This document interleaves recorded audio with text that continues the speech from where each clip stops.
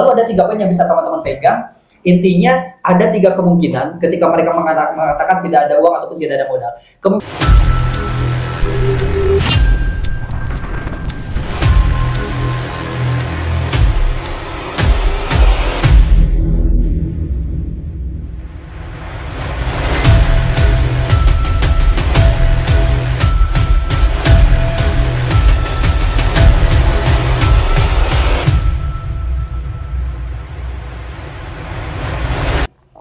Oke teman-teman, kembali lagi di channel saya, Rizal Official, channel edukasi buat mitra-mitra reseller di komunitas SSB Team.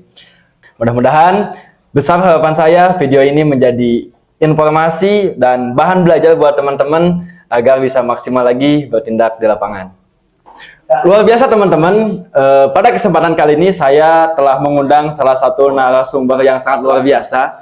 Beliau adalah teman seperjuangan saya, teman berjuang bareng sama saya. Kita akan gali bagaimana ilmu-ilmu beliau tentang kendala di lapangan, bagaimana beliau bisa menyelesaikan kendala-kendala di lapangan bersama tim beliau.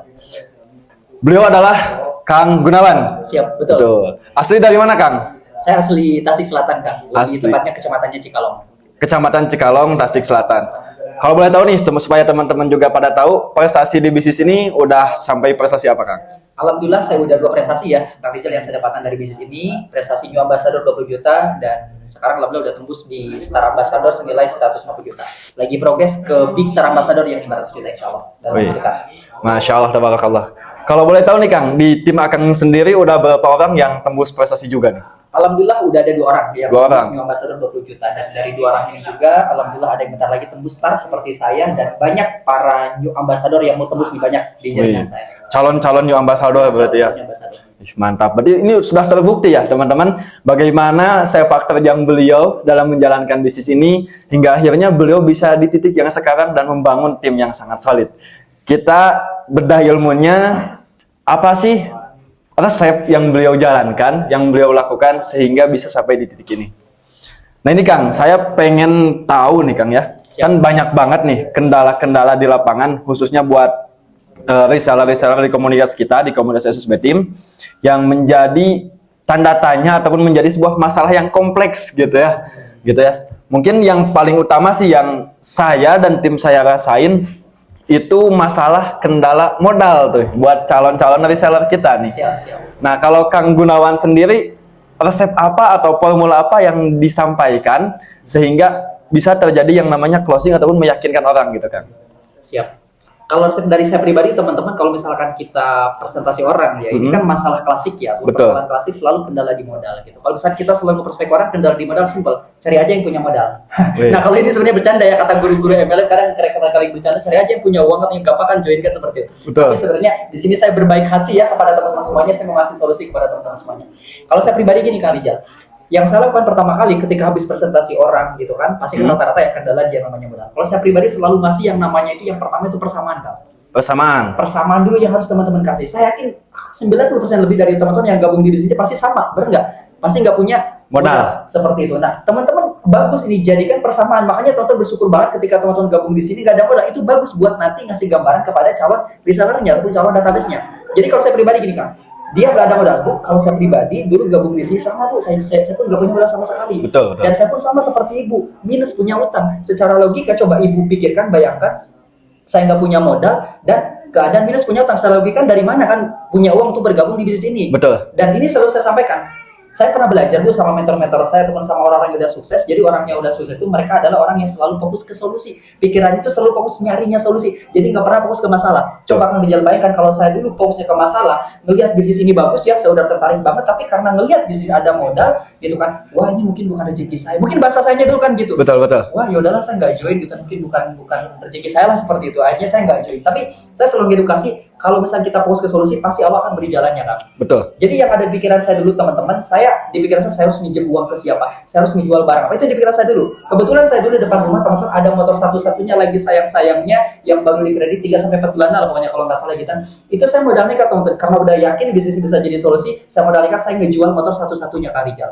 Dijual? Dijual. Jadi itu yang selalu saya sampaikan ke calon reseller. Jadi, kebayang nggak, teman-teman?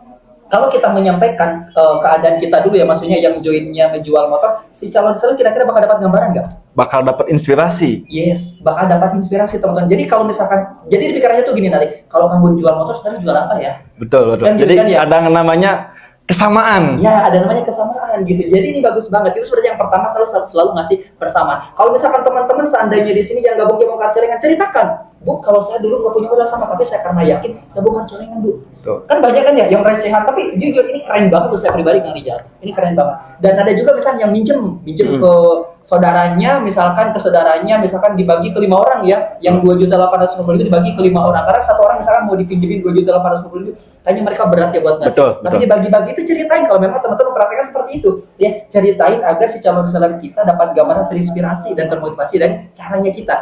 Ya. Jelas ya Kang ya? Jadi itu yang pertama yang selalu saya kasih. Lalu ada 3 poin juga nih teman-teman. Kalau itu yang pertama yang selalu saya sampaikan di awal. Lalu ada 3 poin yang bisa teman-teman pegang.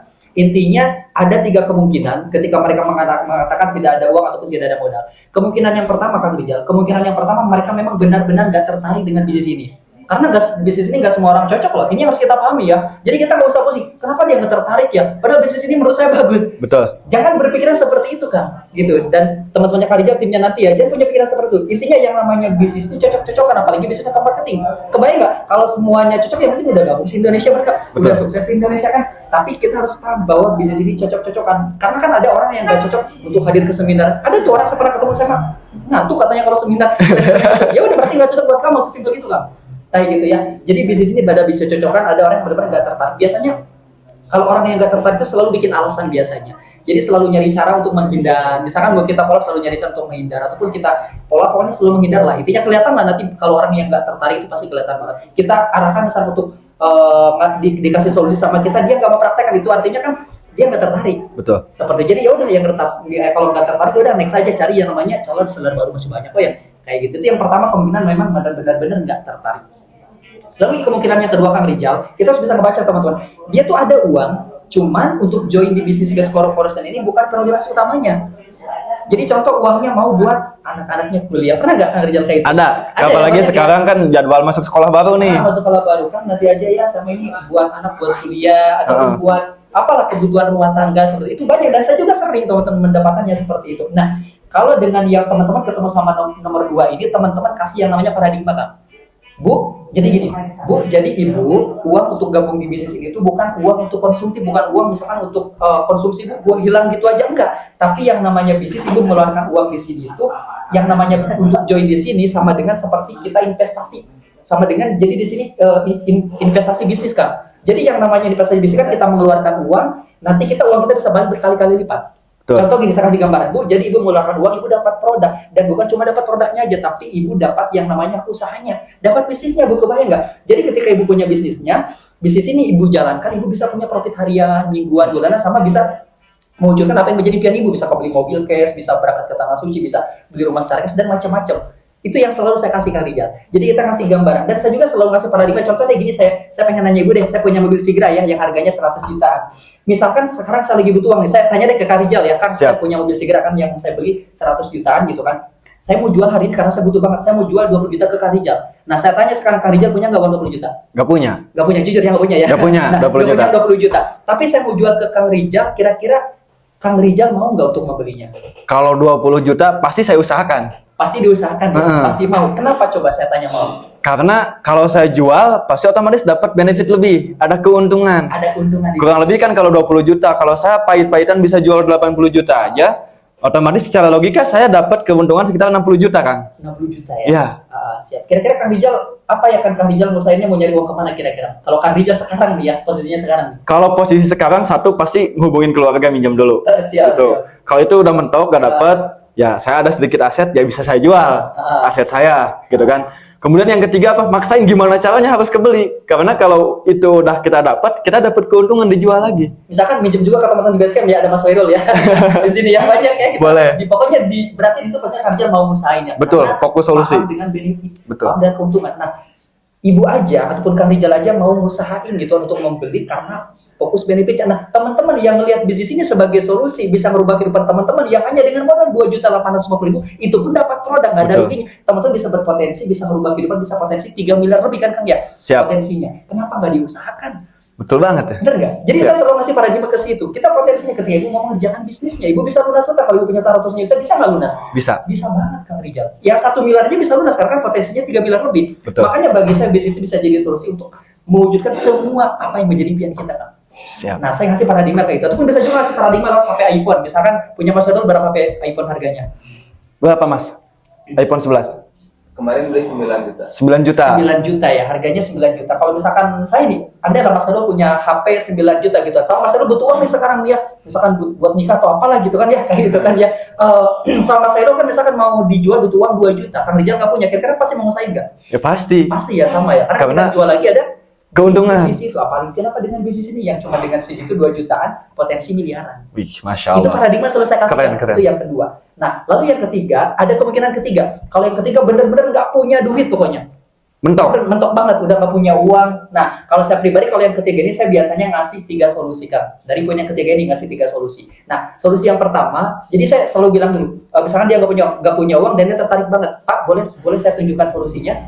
Oh boleh, gimana? Misalkan Kang Rijal caranya. Nah, yang pertama Pak, dari banyak dari teman-teman yang jual di bisnis ini ada yang menjual barang-barang bernilai. Kita ceritain. Kalau saya kan selalu nyeritain, kalau saya pribadi dari jual motor, ada dari teman-teman yang jual sofa, ada yang jual kambing, jual sapi itu ada yang jual HP, punya HP 2, ada yang jual kipas angin, jual helm. Saking apa coba kebayang nggak teman-teman? Ada yang jual mungkin galon ya buat tambah-tambah gitu kan. Itulah begitu luar biasa karena mereka paham dengan bisnis ini. Jadi kalau dari teman-teman banyak yang dengan cara menjual barang-barang bernilai seperti itu. Ada juga yang menjual mas kawin istrinya ya. Ada cerita. Ya, ada cerita seperti itu. Nah, ini yang pertama. Lalu yang kedua, banyak dari teman-teman yang dengan cara meminjam kan.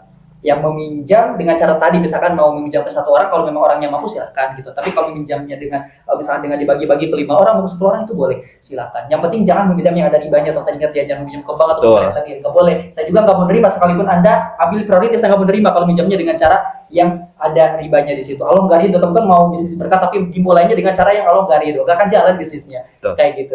Dan yang ketiga bisa dengan cara bongkar celengan atau tabungan, itu kita arahkan. Nah, kalau saya pribadi udah ngasih 3 solusi ini Pak, kira-kira dari ketiga solusi ini kira-kira mana yang menarik untuk Bapak dan bisa Bapak praktekkan?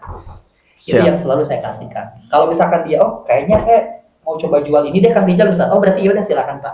Kita beri dia waktu, mungkin beri dia waktu 2 hari untuk dia mengikhtiarkannya seperti itu. Kalau misalkan teman-teman dari ketiga solusi ini benar-benar dia nggak mau mempraktekkan, nggak mau ikhtiar, berarti dia kelihatan cuma tertarik, kelihatan semangat tapi semangatnya bohongan.